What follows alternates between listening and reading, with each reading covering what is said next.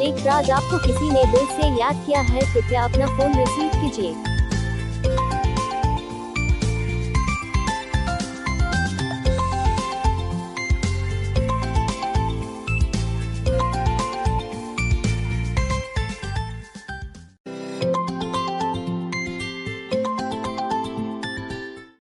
ऐसे ही और रिंगटोन बनवाने के लिए अपना नाम कमेंट में ज़रूर लिखें।